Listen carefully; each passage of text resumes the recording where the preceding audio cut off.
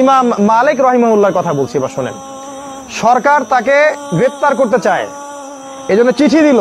চিঠি দিয়ে বলল যে এই বাগদাদে চলে আসো, এখনই বাগদাদে চলে আসো। বাগদাদের সব আলেমরা ফতোয়া দিয়েছিল যে ওই যে ঠিকা বিবাহ করাটা জায়েজ। আপনারা বোঝেন কিনা যে কন্ট্রাক্ট ম্যারেজ, মনে করেন আমি একটা এলাকায় আসলাম, অল্প কিছুর বিনিময়ে একটা মেয়েকে বিয়ে করলাম, এলাকা থেকে চলে গেলাম, বিয়েও বাতিল। এই যে শিয়াদের মধ্যে এই বিয়েটা কিন্তু এখনো আছে। এটা একটা কি জানি বলে, মোতা বিবাহ কিবা ঠিকা, নিকাহে মোতা। তো ইমাম মালিক তিনি এটাতে ফতোয়া দেননি। তাকে সরকার গ্রেপ্তার করবে। এখন হক বললে তো গ্রেপ্তার হতেই হয়।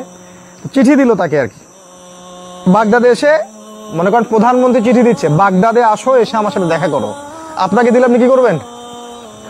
আমাকে চিঠি দিলাম, কি করবেন? ইমাম মালিক ওই চিঠির উল্টা পৃষ্ঠায় আর একটা পৃষ্ঠাও খরচ করলেন না, ওই চিঠির উল্টা পৃষ্ঠায় কালি দিয়ে লিখলেন, আল ইলমু ইয়াজিউ ওয়ালা ইউজা।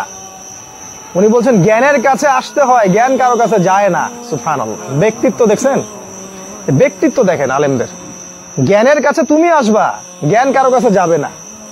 উনি যান নাই। তারপরে ওই যে পেটুয়া বাহিনী মদিনায় পাঠায়, ওনাকে পিটাইতে নিয়ে আসা হলো, বাগদাদে নির্যাতন করা হলো আর কি। ব্যক্তিত্ব তিনি কিন্তু রক্ষা